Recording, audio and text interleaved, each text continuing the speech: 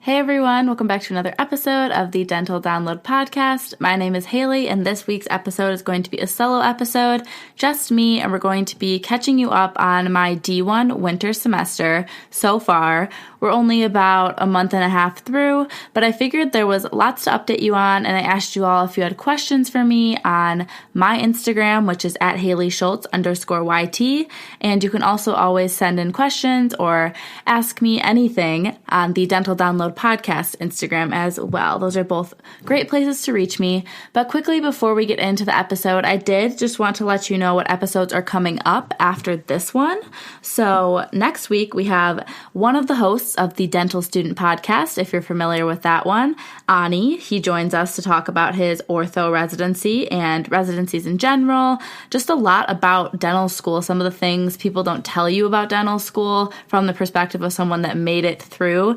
With me being a first year, I obviously only have my own perspective to share, so I love having guests on to talk about their own experiences, and his in particular was at UF's dental school, University of Florida. And then the week after that, this was a requested solo episode topic. It's going to be finding housing in dental school, probably a shorter episode, but I know that a lot of you were recently accepted to dental school and you might have questions about roommates and housing and budgeting and all of these things. So I will try to give some advice on that. That will be February 22nd. And then the following, March 1st, we have Dr. Rehan Shahid, and he is an incredible dentist on Instagram, an incredible resource for you all. He is just so willing to share his experiences and share his advice. He currently graduated and then went right into practice ownership with his brother, who was just a couple years of graduating ahead of him. And they have two practices, and they serve a kind of rural community, so they try to do as much as they can as general dentists, because if they don't, then these patients would have to drive many hours to see a specialist. So they kind of have a unique perspective on how much a general dentist should do or can do. So all those are coming up in upcoming weeks. But today, like I said, I'm just going to fill you in on my D1 semester so far and answer your questions about winter term here at University of Michigan. Want to make a podcast? Spotify's got a platform that lets you make one super easily and then distribute it everywhere and even earn money, all in one place for free. It's called Spotify for Podcasters. Here's how it works. Spotify for Podcasters lets you record and edit podcasts right away from your phone or computer, so no matter what your setup is like, you can start creating today. Then you can distribute your podcast to Spotify, but also everywhere else podcasts are heard. Video podcasts are also available, and you can earn money in a variety of ways, including ads and podcast subscriptions. Did I mention it is totally free, no catch? I've been using Spotify for Podcasters since the very beginning of my show, and now we're nearing our 200th episode, so I can definitely say it's an easy platform, and I've really loved using it. So be sure to download the Spotify for Podcasters app or go to www.spotify.com/podcasters to get started.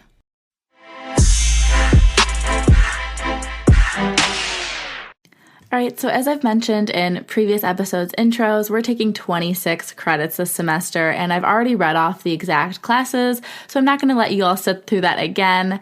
But the biggest changes, which is something people were wondering, what's the biggest difference between this semester and other semesters, I would say is that there's a lot more in-person activity happening and a lot more labs. So let's say this was a normal year and it wasn't a pandemic, we would still be in labs a lot more than lectures. And although our lectures are online at home, that means that we're in person a lot more than before. So there's some days where I'm in person Monday, Tuesday, Wednesday, Thursday, or like 5 days a week. And then there are still some days where I'm only in there 2 days a week doing my usual pre-clinic sim lab. So there's other labs beyond, like I said, our clinical foundations class, which is in the simulation lab, which is our preclinical training where we're learning different preparations and restorations. We also have labs teaching us about assisting, doing actual assisting as well in the clinics, and we have a lab for radiology, which is taking x-rays, and we have a lab for periodontics, or perio as I'll refer to it throughout this episode, which is learning how to do dental cleanings or prophies. So that's one of the biggest changes. We're in lab a lot, but we're also now, for the first time in our entire dental school experience, working on real people, not just typodonts. But these real people are our classmates. Do not fret. We are not qualified enough to be working on real patients. But it is so much harder than I realized to be working in a real mouth. It's obviously doesn't expand necessarily as wide as the typodont does. They're real cheeks, not just like rubber flaps on your typodont head. The shroud is what that's called, the little pink part that makes the cheeks of the typodont head. But everything's just very different. It's a lot darker. Obviously, people have different dental anatomy, or they're missing teeth, or teeth are not in perfect alignment or occlusion. So it's just very different. And you'd expect all these things, but you don't really understand how to adjust to them once you're in there working in this person's mouth. It's really hard to get a proper fulcrum or to move your instrument correctly. The more distal that you are in the mouth, the more posterior in the mouth. So there's just so many things to think about that make it really challenging. In addition to it being hard to see and hard to move, there's a lot to think about when you're doing dental cleanings that I didn't realize, that it's just so much harder than I thought. And I think a lot of people don't give hygienists enough credit. But you do your own dental cleanings on patients in dental school. That's one thing to keep in mind. And then some general dentists do cleanings sometimes or all the time as well. But typically, general dentists do hire dental hygienists into their practice to do the cleanings. But in dental school, you learn how to do it, and that's what we're doing for the first time in this perio class. And I find it really tricky because you have a lot to think about. The actual movement that you're doing with the instrument, moving your wrist correctly and not moving your fingers, how to hold it properly in your hand, and then you have to be seating in the right position, which can be anywhere from directly behind the patient to the side of the patient to even flipped around looking at the wall behind the patient. So there's all different seating positions. And then you also have to think about, okay, what am I doing for me being right hand dominant? What am I doing with my right hand when I'm performing this procedure on this patient, or I'm scaling off this calculus? What am I doing with my left hand? Because you have the mirror in your left hand. So you're either retracting the tongue or retracting the cheek, or you're using it for inverted vision. So you have so much going on that you're thinking about on top of just trying to do the proper procedure to properly remove this calculus. So it's a lot to think about. And I was just very surprised, and it's quite tough. And we unfortunately don't have much time to work on perio in person. That is unfortunate, but they do realize that, which I appreciate. So they're not giving us like a practical on doing a dental cleaning this semester because they know that we didn't have enough time to get skilled at it and probably no one would pass. So I appreciate that they're realistic. They want to teach us as much as they can, and there is a few opportunities to go in after hours with the head faculty director for that class to get assistance, but it only is for like a few students at a time, so it does fill up pretty quick. Some more things that are a little different this semester than last semester, but not that out of the ballpark for dental school, is that we have a lot of exams at once. This week and just in general, February is a little bit busy. So this week we just have one exam on Friday, and that is our second nervous system exam of the semester. And for nervous system in particular, I've been really surprised that I did worse on that exam than I did on our first genetics exam. So some of the classes that I thought would maybe be a little bit easier are turning out to be harder than I expected. But since we have our second exam for nervous system on Friday, now that I know the format of the exam and the style of questions, that they're very second order application-based questions, I think I can guide my studying better and hopefully perform better on Friday. After that, though, so the following week, we have 3 exams. We have clinical foundations, which is like our sim lab class, except it's a written exam about that material. And then we have karyology, which is karyology 2. We took karyology 1 last semester, and we have diagnostic sciences. So those are midterms for all of those classes. And then the following week, we have 4 more midterms. So we have another genetics exam, our third nervous system exam, another radiology exam, and a perio exam. So 4 exams. That week that there is 4, though, they originally, the registrar had scheduled us to have 6 midterms that week. And that's why your class council is so important. Our class council worked very well with the faculty and talking to our class, representing us and our opinions and what we would like done. And they were able to move the exams around so that we had 3 in 1 week and then 4 the next week instead of 2 and 6. So that was really helpful. And then another thing I wanted to mention about the classes specifically, still talking about nervous system here, is that nervous system and all of our systems classes, that's what they're bunched into all the different systems we're going to cover in the next couple years, are always really sped up. So we have an exam every 2 weeks, and the systems classes are usually half of a semester. So in a few weeks, we're going to finish up nervous system and switch to the musculoskeletal system, where we will also have exams every 2 weeks. So it's a lot of content that you're covering. You're doing like 2 lectures at once instead of 1 lecture. So that's another difference that's made this obviously a very tough semester on top of everything I've already mentioned. There was a question, though, about gunners, which just means a try-hard, basically, someone that really wants good grades. And the stereotype of a gunner is that they are maybe trying to hold other people back or to sabotage people or just very obnoxious, I guess. But there really aren't anyone in our class that has that persona. There's a lot of people that jokingly self-proclaim themselves as gunners, but they say that in a way because everyone knows that they do well on exams, everyone knows that they're smart and they work really hard, and everyone knows that they want to go into this specialty or that specialty. And it's not anything they're hiding, but there isn't any of that negative stuff that I've mentioned. Because of the way Michigan is structured, anyone and everyone can get an A on a class. Anyone and everyone can have a 4.0 average. There's nothing stopping you. There's no certain curves that are going to hold a certain percentage back.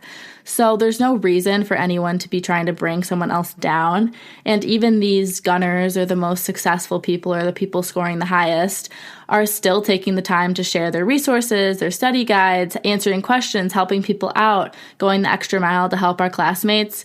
No one has any problem with that, and people do that so willingly. So personally at our school and within my first year class of 2024 class, we have an amazing class culture, so I'm really thankful for that. And the last thing I wanted to talk about with classes and clinic, I guess, is a question about when are we getting into clinic? Did we start in clinic?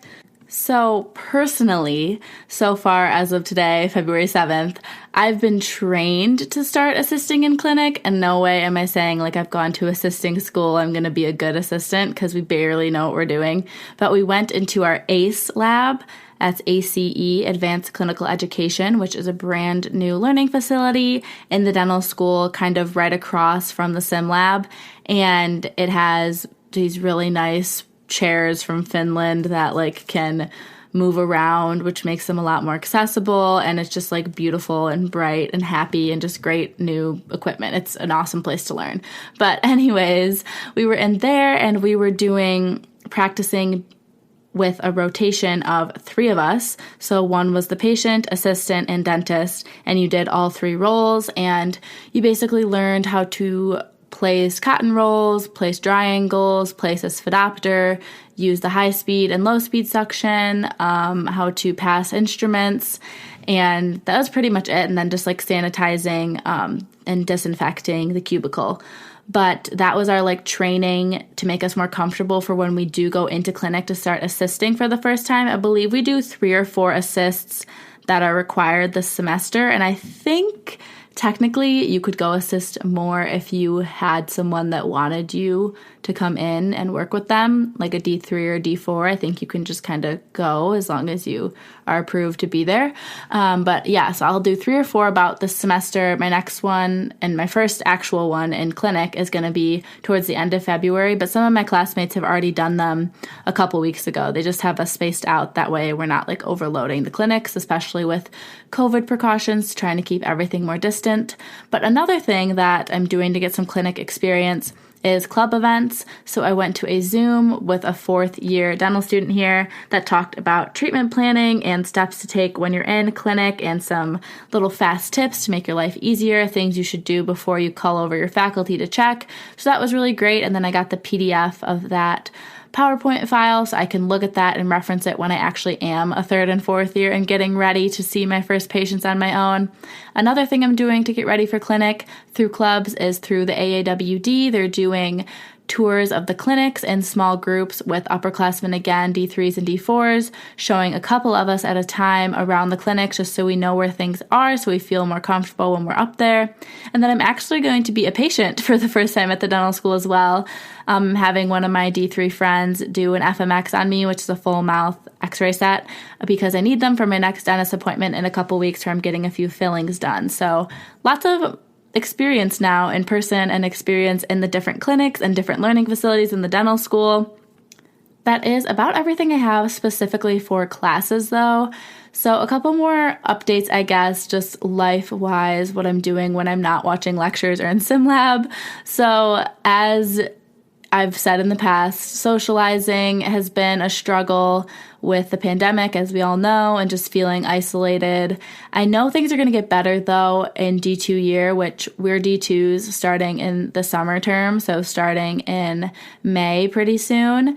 And with that, and then actual fall of D2, and with more outdoors activities, being able to space out more, and just more people being vaccinated and everything, I'm hoping that'll be more of an opportunity just because I am quite a social person, so it really does take a toll on me whenever I'm not super busy and I take a minute to sit down and think about how I'm doing. That's definitely something that's really tough for me and does wear on me. But one thing I'm doing to work on that when I do and avoid those feelings is FaceTiming my friends that I miss and can't see, and then also trying to see loved ones that are in my little bubble circle as often as I can to try to help with that as well, not being completely physically alone if I don't have to be.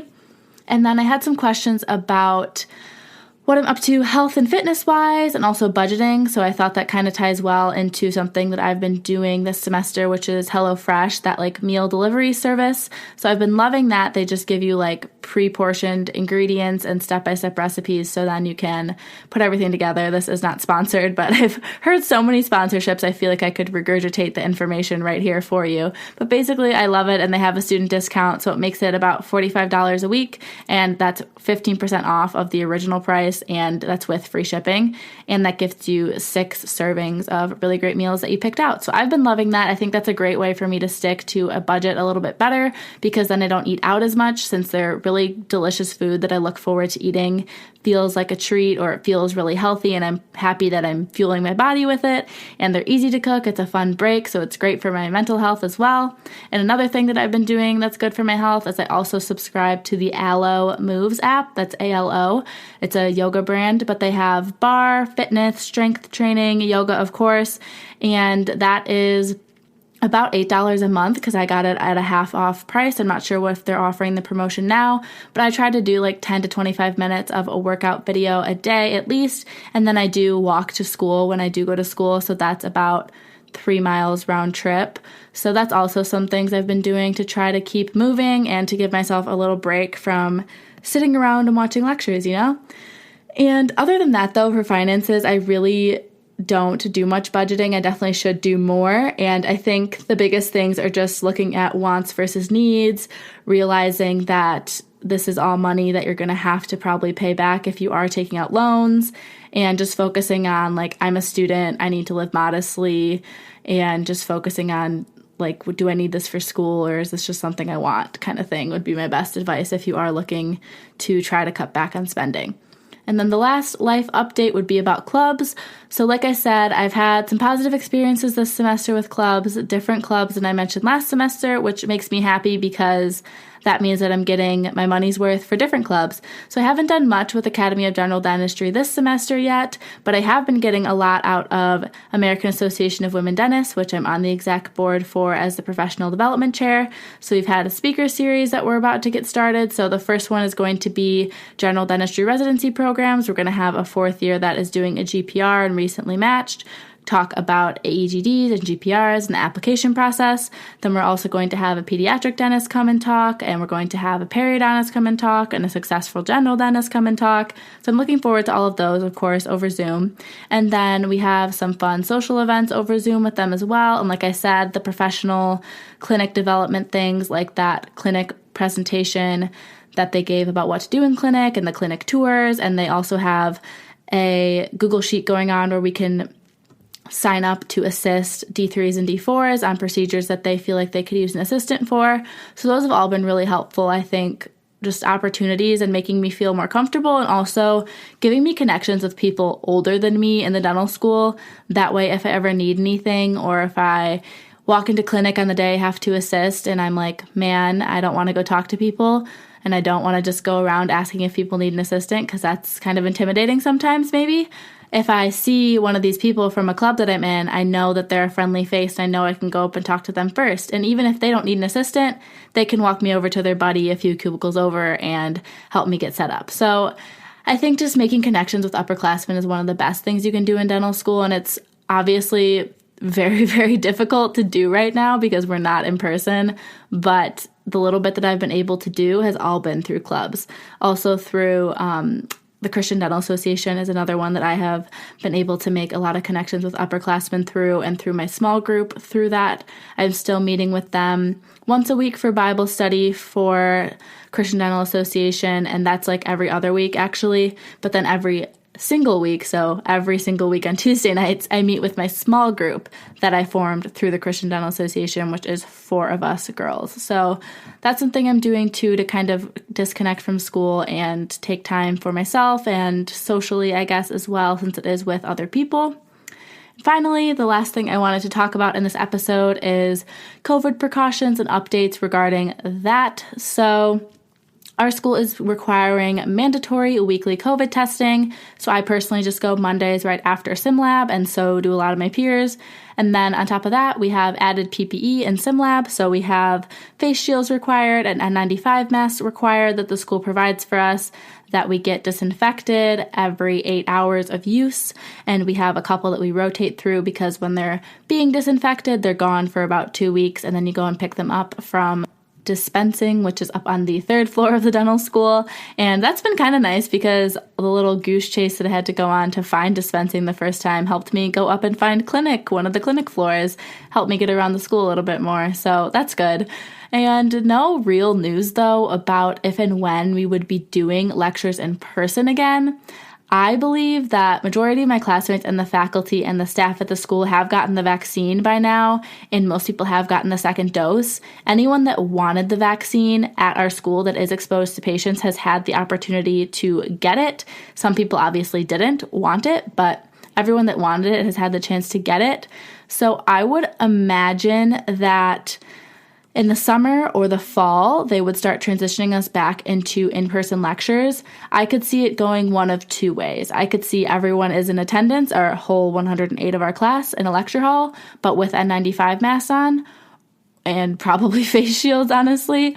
Or they would have just the odds come in for certain days a week and just the evens, which is how they do SimLab right now.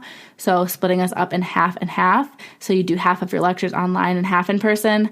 I really hope they don't do that. That just seems kind of chaotic. And I don't know, I don't understand or like can't fathom how you would get in a rhythm and feel like routine and comfortable, like half being an online learner and half being in person. That just sounds terrible. So I really hope that doesn't happen. I'd rather stay online till we can all be in person fully. But who knows? This is all speculation for me. They haven't given us any indication yet. But whenever they do, you can expect an update and an intro to a podcast. And then I just wanted to add this at the end here because I cannot imagine the day that we all go to dental school like normal. The day I wake up at 6:45, leave at 7:30, get to the dental school by 8, and then I do lectures for a few hours, eat lunch, study at the school, more classes, lab, stay after for a meeting with the club, and like whatever it may be, extra hours practice, and then walk home at like 6, 7, 8 p.m. Like I cannot fathom that. And it's so strange because incoming students now are asking me questions about the school or about the facilities and things, and I just like have no exposure, and that's a bummer. Like I don't know much about the school because we're just not there very much. And I worked so hard over the summer to disassociate myself and my thoughts with what I expected dental school to be like and what I'd heard that dental students do every day.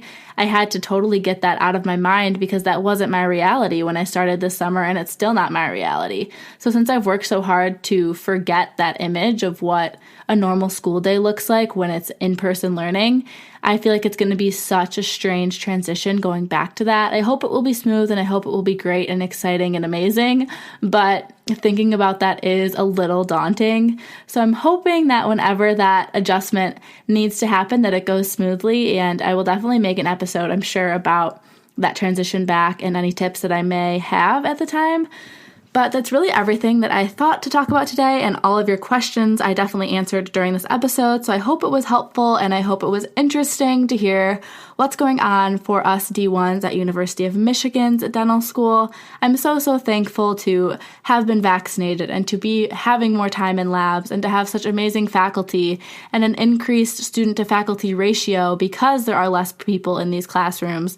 There are so many pros, and our faculty and our class council have been so amazing at listening to us and doing their very best to keep us happy and keep us learning and engaged. And overall, I can't say enough good things about the way that our school has been handling these learning challenges, honestly. And it gets stressful, of course, as a student, but I know I'll get through it, and I know all of you will get through it, whatever stage of your education that you're at. So feel free to reach out on Instagram, like I said, if you ever need anything at all. And next week, like I said, we're going to be joined with Ani from Dental Student Podcast. And with all of that, I will say goodbye for now, and I will talk to you next week.